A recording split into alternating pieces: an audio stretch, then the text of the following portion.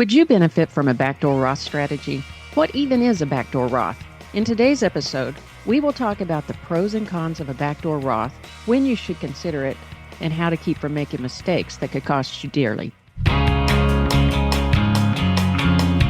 It's easy to get lost on the way to retirement. Things like taxes, improper planning, and excessive market risk can all lead you astray from your goal of a successful and happy retirement. That's where Liz Whittaberry comes in. She's a holistic financial advisor and the founder of Best Path Advisors, and she can help guide you to a better financial path. This is Retire on Your Best Path with Liz Whittaberry. Welcome into Retire on Your Best Path, everybody. Thanks for tuning into the podcast with Liz and myself as we talk investing, finance, and retirement. And as Liz teed up, we're going to talk about the Backdoor Roth strategy this week here on episode number 40.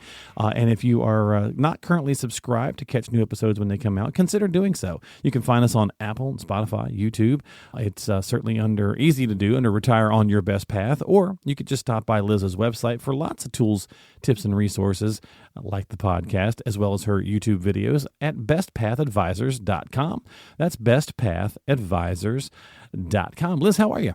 I am great. How are you? Doing fantastic. Looking forward to talking with you. You and I were chatting briefly. Been a lot of social media posts and various different things here recently on the Backdoor Roth strategy. So you were kind of saying you thought it'd be a good time to maybe address it a little bit because been seeing a lot more activity here.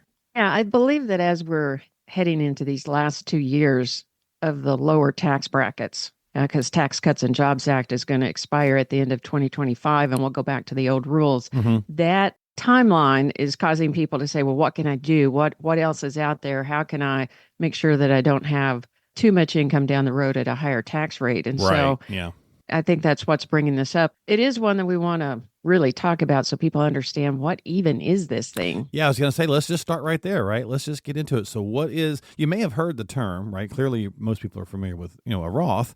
So what is a backdoor Roth and the strategy?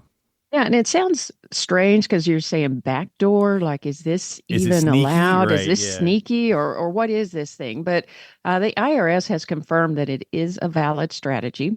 And it's a way for somebody that is a high income earner that can't make a direct contribution to a Roth. It's a way for them to get money into that Roth account. And we are always wanting to get as much into the tax-free as possible under the options that we have available to us so that we pay less tax down the road in retirement. Yeah, I mean, and that's what we want, right? We want to make sure that we're being as efficient as we can. And so it's good, right, that this is, obviously a legal strategy, right? But it does have that kind of connotation to it. So, is it worth it? Is there examples or things of, is it for everybody? Is it not for everybody? It's not for everybody, because what you're doing is making a contribution to an IRA as a non-deductible contribution. Anybody's allowed to do that. There's no income limit. And then you're converting it to a Roth. Well, there's a number of steps in that and some tax reporting that goes along with each of those steps that you want to get right.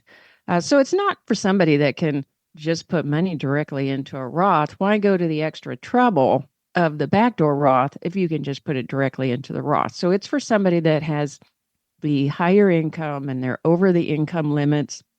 This year, 2024, our Roth limits are for a married couple, $230,000. If you're married filing jointly, then once your joint income hits $230,000, you start to phase out. And at $240,000, you can't get money directly into the Roth account. And it's $146,000 to $161,000 for a single person. So, if you're over those income limits, you might want to consider it. So is it worth it? That was the question that you had asked. Mm-hmm. Let's just think about what kind of taxes you could save. Because a lot of times on the front end, these tax savings, these amounts sound like they're going to be kind of small and not really worth the effort. But over time, it can make a big difference because of the way that compounding works. So if we were to put in $6,000 a year for 20 years into the backdoor Roth, then at the end of that 20-year period, you've got $120,000 of your money that you've put in. Let's say that it earns an average of 7.32%. And I picked that because that's the inflation adjusted average return of the market over the last 30 years as of December of 2023. So 7.32%. 20 years later, it would have grown to 273,000. Well, that's 153,000 of growth that is not going to be taxed. And if Gotcha. you're in the 25% tax bracket, you're saving $38,000 of tax on those dollars. It can also help you save tax on other dollars because of the way that we have the progressive tax code. So you may end up paying less on other things. You might not get pushed up into the net investment income tax. There's a lot of other places that this could also reduce tax in addition to what I'm talking about here. If you then allowed that to defer another 10 years, so it's grown to the 273,000 at the end of 20 years, you're not putting more money in, you're retired, you let it grow another 10 years. It then is 554,000. So that's $434,000 of growth that's not going to be taxed. And in the 25% tax bracket, that's 108,000 of taxes saved. Yeah. And so if that's you, pretty good. and if you have a couple, it's huge. If you have a couple, then you can double that. And if you go another 10 years, it's going to have grown to over $1 million, and you're going to have $1 million of income that is never taxed, of growth that's never taxed. So, and I'm only using 7.3% return. It could be different. It could be, you could even have better growth than that. Gotcha. Okay. So, and you kind of broke down a lot of that. Is it really worth it? We talked about the right person. Is there like a specific right person, like where this, like everybody in a certain kind of category? I think like most things, right? Financially speaking, it's never, you've always got to take a look to see if you're the right person. But is there someone who, could hear this and think, okay, this might be worth me bringing up to my advisor? Yeah, I think the right person is the person that has that higher income limit that they aren't allowed to go put money directly into a Roth, but they're also already maxing out any other tax-free buckets that they have access to. So if you can do a Roth 401k, those are becoming more common. There was a time that they weren't very common at all, but they are becoming more common. Then it's better to do that first because there's no extra reporting. There's no, multiple steps that you need to get done in the correct order and timing. You can just have it deducted through your paycheck. So you want to, if you can put money directly into the Roth IRA, do that. If you can put money into a Roth 401k, max that out. And then, if you're above those income limits and you want to get some more money into the tax-free bucket, then it's time to look at this. Let me ask you real quick. So, the Roth 401k, obviously it's becoming more and more prevalent at more and more jobs. And this seems to be, I know there's no such thing as a golden ticket financially speaking, but this seems to be one that universally many financial advisors I talk to all across the country are like, hey, if this is an option, we should absolutely be using this because it really gives us a multitude of kind of best of scenarios. Yeah, because there's no income test for a 401k. So, when you're wanting to do an IRA, you do have all of these tests. Do you meet the income limit? Do you have a plan at work? There's multiple layers of tests for making that IRA contribution. The 401k, you're working, you have the 401k. If they offer the Roth, you can just do it. There's no income limit. So you can get that max contribution into the Roth world if you can pay the taxes on it and, afford to live on a little bit less income because your taxes go up when you're putting it into the Roth instead of the traditional 401k. Mm-hmm. But you could get 23,000 into the Roth plus the 7,500 catch up. So that's this year's, you could get 30,500 into that tax-free world. And I tell people if they haven't been doing the Roth portion, I say shift a percentage to the Roth, get comfortable with your after-tax pay, and then consider shifting some more and find a good balance because you want to get as much as you can afford to get into the Roth world. Gotcha. Okay. So what do we need to know, Liz? Kind of give us some, final bullet points, I suppose, things that we need to know if we're even considering, talking about this. I think that it's very important to know the rules. And if you don't know all the rules, work with somebody that does know the rules because it can get complicated. I recently talked with a couple. I'm helping them with a financial plan and doing some tax planning. And they had decided that they would do the backdoor Roth. They fit this, all of everything as far as being a person that should do this. But what they didn't know is the way that it works on the tax reporting. So there is this rule called the pro rata rule, where if you have both traditional IRA that is pre-tax and traditional IRA that is tax paid money, you can't just convert the money that you've already paid taxes on.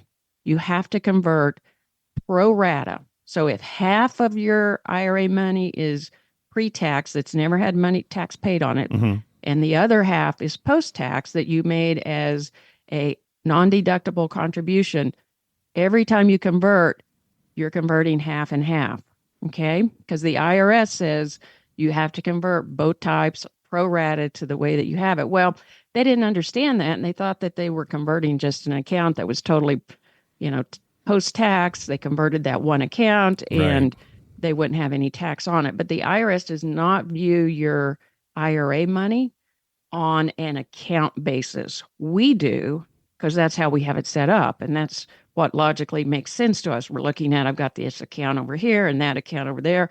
The IRS says you have one IRA. We don't care where it is. It's all one thing.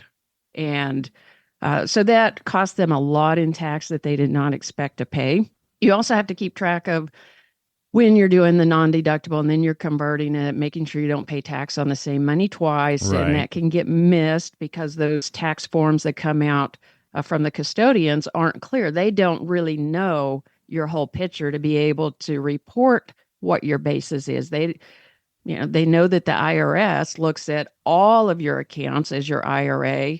And so they don't have a picture of all of your accounts. So they just check the box. We haven't determined your cost basis, because they don't know. Okay. And so you have to make sure that, you're tracking that. You're not paying tax on the same dollars twice. You're keeping track of it over time. And then, watch the timing of actions that you take so that you don't end up kind of messing up the formula that you definitely wanted to use. Okay, so any other kind of final pieces that we need to think of when it comes to the backdoor Roth? I mean, I think we got quite a bit of it out there for folks, but is it an effective strategy for, many people? Yeah, I think it can be, right? It certainly could be. So you want to make sure that you're just having those questions, asking those questions to your financial professional. And of course, if you don't have one, reach out to Liz. She'll walk you through it. Yeah, I think, final thoughts is if you're going to do this, make sure that you're doing this for long-term growth, because that's where you get the benefit. We went through that example.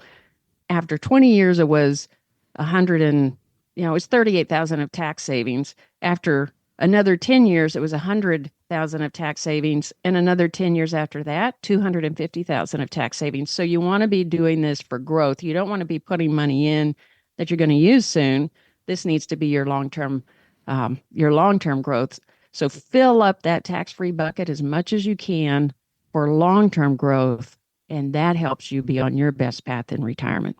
All right, folks. Well, so if you're thinking about or have heard a little bit about the backdoor Roth, you want to learn more about how it affects your specific situation, and you need to do that, right? Don't just take something you hear from, social media or our podcast or any other and not talk to a financial professional to see how it affects your unique situation. And of course, Liz is here to help do just that. So if you need some help, reach out to her at bestpathadvisors.com. That is bestpathadvisors.com. Lots of good tools, tips, and resources there. Check out the good stuff. There's a little page on there called the good stuff, and you can check out some stuff there as well. So lots of resources. Just reach out to a qualified professional like Liz Whittaberry, the founder and financial advisor at Best Path Advisors. Liz, thanks for hanging out and breaking down this topic for us. We always appreciate you. Thank you. I appreciate you too. Absolutely. And we'll see you next time right here on Retire on Your Best Path. Don't forget to subscribe on whatever podcasting app you like to use, again, like Apple or Spotify or YouTube, and we'll see you next time.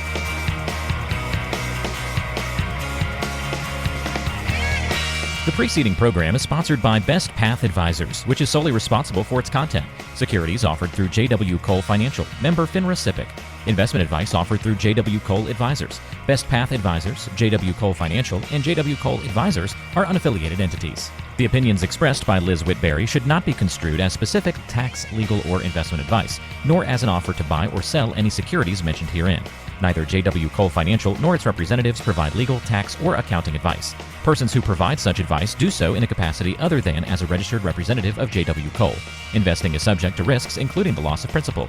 Due to volatility within the markets mentioned, opinions are subject to change without notice. Information is based on sources believed to be reliable, however, their accuracy or completeness cannot be guaranteed.